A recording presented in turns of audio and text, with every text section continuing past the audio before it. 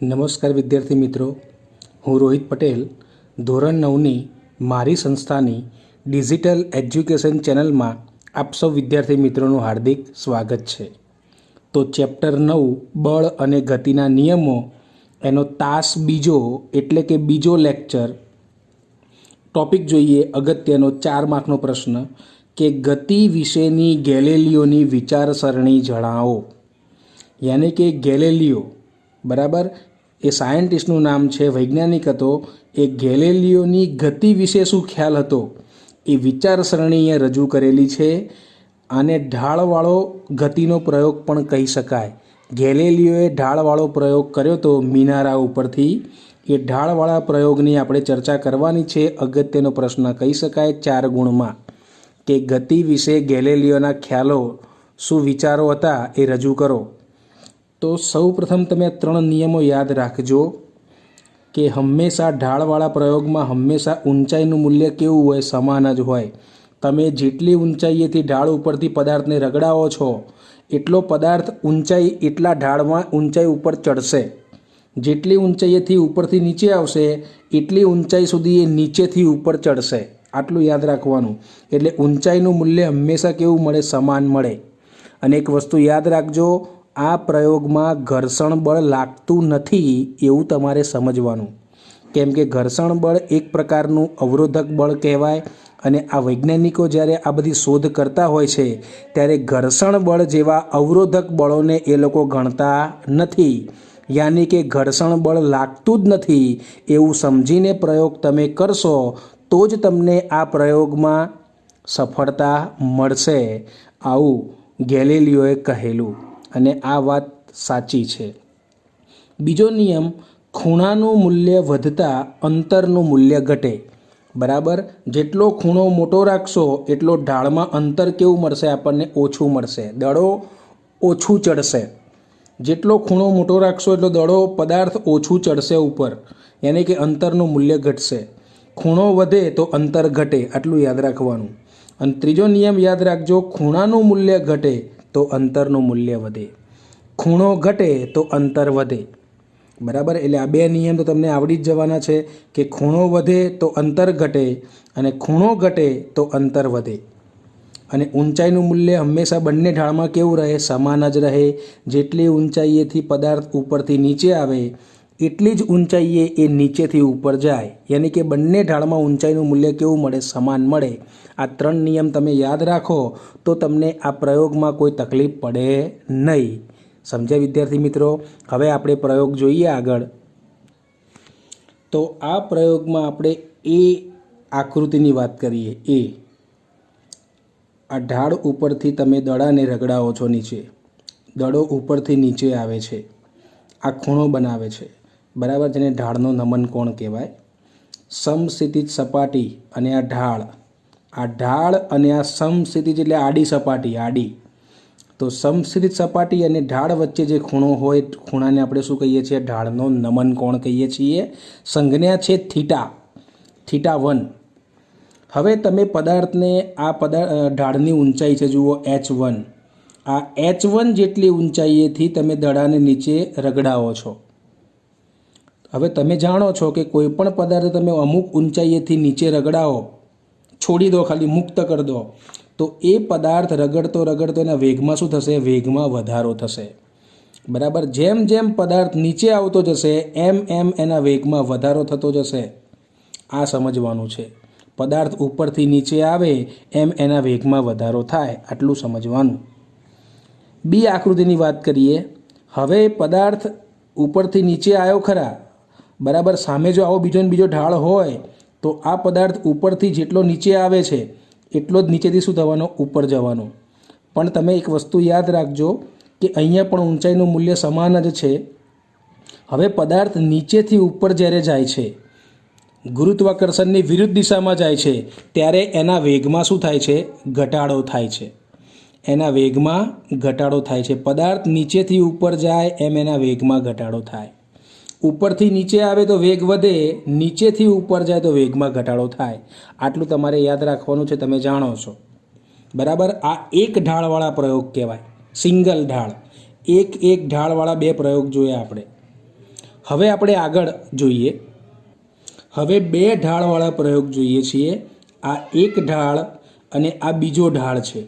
હવે બીજા ઢાળમાં આપણે 3 કિસ્સા કરેલા છે. પહેલો કિસ્સો, બીજો કિસ્સો, ત્રીજો કિસ્સો અને ચોથો કિસ્સો નીચે બતાવ્યો છે. આ ઢાળની ઊંચાઈ છે h1.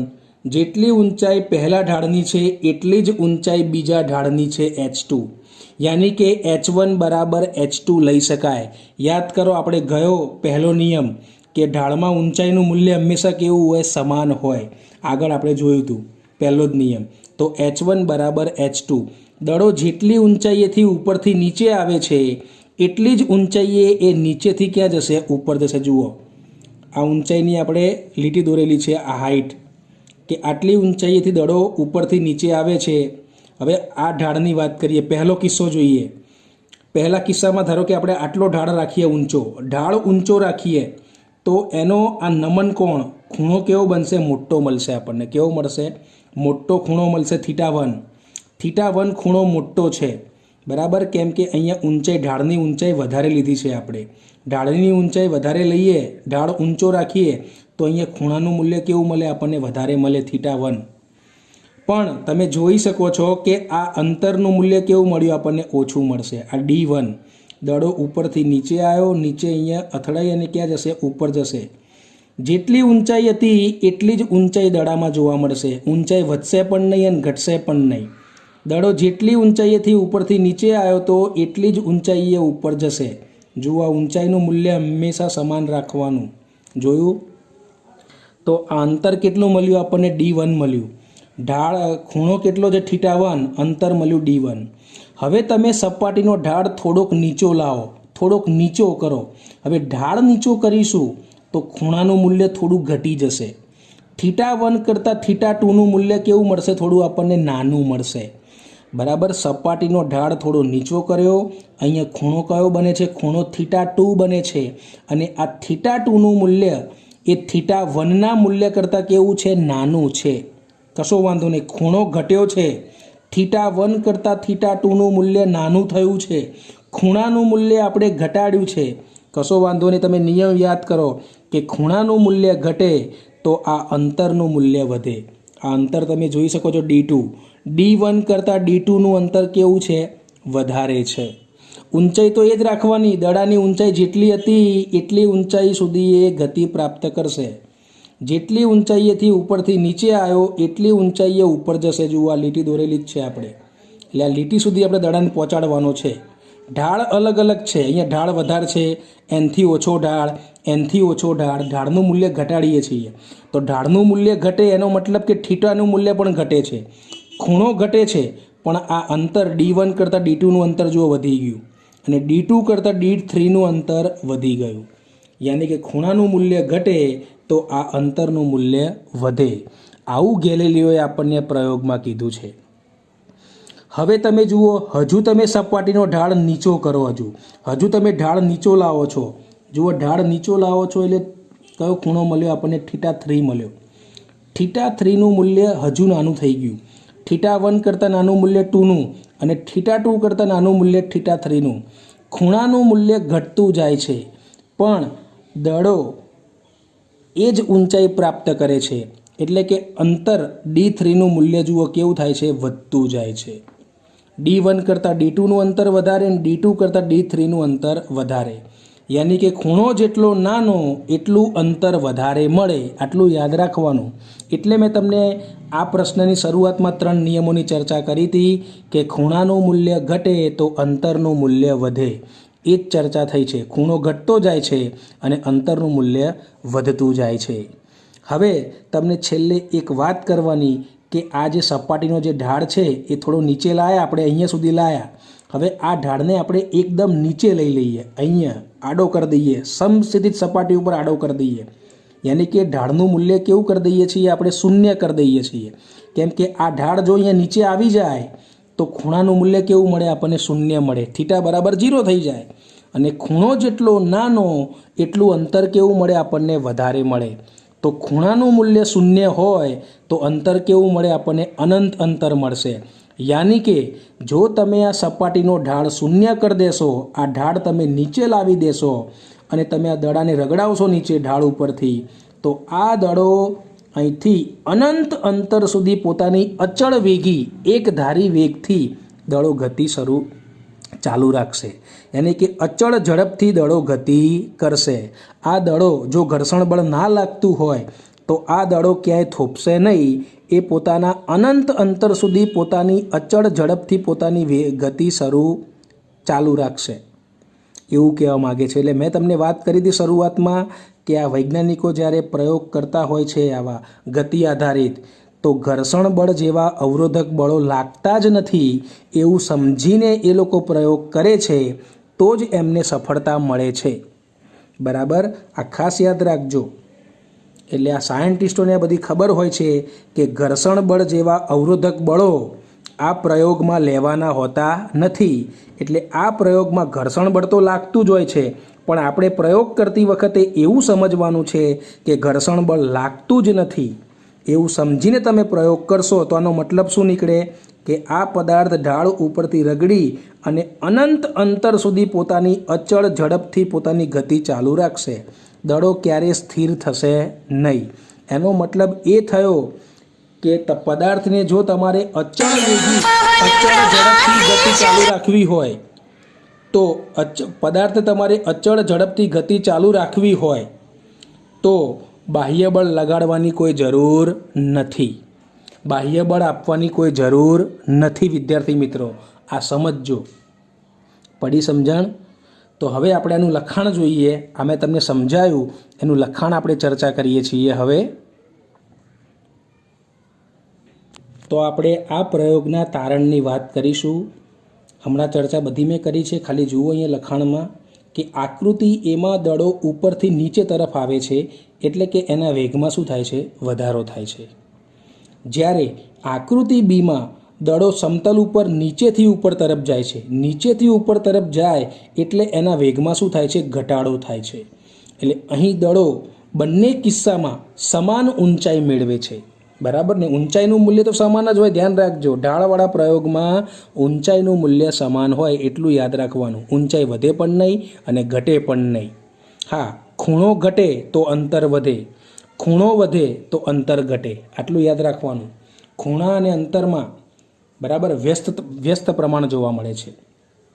હવે આપણે બે ઢાળવાળા પ્રયોગની વાત કરીએ. આકૃતિ સી એટલે બે ઢાળવાળો પ્રયોગ હમણાં આપણે જોયો એ. આ રહ્યો પ્રયોગ બે ઢાળવાળો, આ આપણી આકૃતિ સી. બરાબર, તમે બરાબર સમજ્યા છો. હવે આપણે આકૃતિ સીની વાત કરીશું કે આકૃતિ સીમાં મુજબ સપાટીનો ઢાળ જો ઘટાડવામાં આવે, ધીમે ધીમે તમે ઢાળ ઘટાડતા હતા એમ ખૂણાના મૂલ્યમાં શું થતું હતું? ઘટાડો થતો હતો, ખૂણો ઘટતો હતો. અને અંતરના મૂલ્યમાં શું થતો હતો? વધારો થતો હતો. ખૂણો ઘટતો હતો અને અંતરનું મૂલ્ય વધતું હતું. કારણ કે તમે નિયમ જાણો છો કે ખૂણાનું મૂલ્ય ઘટે તો અંતરનું મૂલ્ય વધે. પરંતુ દડો દરેક ઢાળ ઉપર હંમેશા સમાન ઊંચાઈ પ્રાપ્ત કરે છે. ઊંચાઈનું મૂલ્ય બદલાતું નથી. ઊંચાઈ તો જે હતી એ જ રહેશે.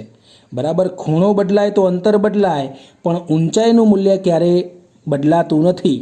કયા પ્રયોગમાં? ઢાળવાળા પ્રયોગમાં. હવે જો જમણી બાજુના સમતલને સમસ્થિતિ જ રાખવામાં આવે, યાની કે આ જમણી બાજુનો જે પટ્ટો હતો, તમે ઢાળ છેલ્લે શું કરી નાખ્યો? એકદમ નીચે લાવી દીધો. થીટા બરાબર 0, 0નો ખૂણો તમે લાવી દીધો, યાની કે સમસ્થિતિ જ રાખવામાં આવે, આડો કરી દેવામાં આવે, એટલે કે સપાટીનો ઢાળ શૂન્ય કરી દેવામાં આવે, તો દડો પોતાની અચળ વેગી ગતિ ચાલુ રાખે છે. મતલબ કે દડો અનંત અંતર સુધી પોતાની અચળ ઝડપે ગતિ ચાલુ રાખશે, જે અસંતુલિત બળનો કિસ્સો ગણી શકાય. બરાબર, પદાર્થની અવસ્થા બદલવી હોય તો તમારે એના ઉપર બાહ્ય બળ લગાડવું પડે. આવું આપણે ભણ્યા પહેલા તાસમાં, જેને આપણે કેવું બળ કહીએ છીએ? અસંતુલિત બળ કહીએ છીએ. અસંતુલિત બળમાં પદાર્થ ઉપર તમારે એવું બળ લગાડવાનું કે એની અવસ્થા બદલાઈ જાય. સ્થિર હોય તો ગતિમાં આવી જાય, અને ગતિમાં હોય તો સ્થિર થઈ જાય. એવા બળને આપણે અસંતુલિત બળ કહીએ છીએ. હવે આ પ્રયોગનું આપણે અવલોકનની વાત કરીએ. અવલોકન કે પદાર્થને સ્થિર સ્થિતિમાંથી ગતિમાં લાવવો હોય તો એના ઉપર તમારે અસંતુલિત બાહ્ય બળ લગાડવું પડે. બરાબર, તમે જાણો છો. અવસ્થા બદલવી હોય તો અસંતુલિત બળ લગાડવું પડે. પરંતુ તેની નિયમિત ઝડપ યાની કે અચળ વેગી ગતિ, અચળ ઝડપથી ગતિ ચાલુ રાખવી હોય તો આવા અસંતુલિત બાહ્ય બળની કોઈ જરૂર નથી. કેમ કે ઘર્ષણ બળ લાગતું નથી એવું સમજીને પ્રવૃત્તિ કરવાની, પ્રયોગ કરવાનો, તો જ તમને આમાં સફળતા મળશે. કેમ કે ઘર્ષણ બળ એ એક પ્રકારનું અવરોધક બળ કહેવાય, જે પ્રયોગ દરમિયાન તમારે ગણવાનું હોતું નથી. આવું વૈજ્ઞાનિકો જાણતા હોય છે ત્યારે એમને સફળતા મળતી હોય છે પ્રયોગની અંદર. તો ગેલેલિયોએ સરસ વાત કરી. ફરીથી કહું છું અવલોકન, કે પદાર્થને તમારે સ્થિર સ્થિતિમાંથી ગતિમાં લાવવો હોય તો અસંતુલિત બાહ્ય બળ લગાડવું પડે. પરંતુ જો તમારે એની અચળ ઝડપ ગતિ ચાલુ રાખવી હોય તો આવા અસંતુલિત બાહ્ય બળની કોઈ જરૂર નથી. તો ગેલેલિયોનો આ તર્કબદ્ધ એટલે માઇન્ડેડ વિચાર કહેવાય. એક ક્રાંતિકારી વિચારના પરિણામ સ્વરૂપે એક નવી શાખાનો વિકાસ થયો, જેનું નામ હતું પ્રશિષ્ટ યંત્રશાસ્ત્ર, જેને ઇંગ્લિશમાં શું કહેવાય? ક્લાસિકલ મિકેનિક્સ કહેવાય. શું કહેવાય? ક્લાસિકલ મિકેનિક્સનો વિકાસની શરૂઆત થઈ. અને આ શાખાના પાયામાં, આ પ્રશિષ્ટ યંત્રશાસ્ત્ર શાખાના પાયામાં બે સાયન્ટિસ્ટોનો અમૂલ્ય ફાળો છે. બરાબર? કયા બે સાયન્ટિસ્ટ? એક મહાન સાયન્ટિસ્ટ સર આઇઝેક ન્યૂટન. સરનો ખિતાબ મળેલો છે. સર આઇઝેક ન્યૂટન, એને આપેલા ગતિના 3 નિયમો આ શાખાની અંદર જોવા મળે છે. બરાબર? તો પ્રશિષ્ટ યંત્રશાસ્ત્ર, ક્લાસિકલ મિકેનિક્સ, બરાબર, શાખાનો વિકાસ આ ગેલેલિયોના તર્કબદ્ધ અને ક્રાંતિકારી વિચારોના પરિણામ સ્વરૂપે જોવા મળ્યો. તો અહીંયા ગેલેલિયોનો આપણે આ પ્રયોગ અહીંયા પૂર્ણ કરીએ છીએ વિદ્યાર્થી મિત્રો. બરાબર? આગળના લેક્ચરમાં આપણે જોઈશું. હવે ન્યૂટનની ગતિના 3 નિયમોનો આપણે અભ્યાસ કરીશું. તો આગળના લેક્ચરમાં આપણે ન્યૂટનની ગતિનો પહેલા નિયમની ચર્ચા કરીશું. ત્યાં સુધી આ ગેલેલિયોનો પ્રયોગ તમે વ્યવસ્થિત અભ્યાસ કરો, તૈયાર કરો. બરાબર? ફરી મળીશું વિદ્યાર્થી મિત્રો. જય શ્રી કૃષ્ણ.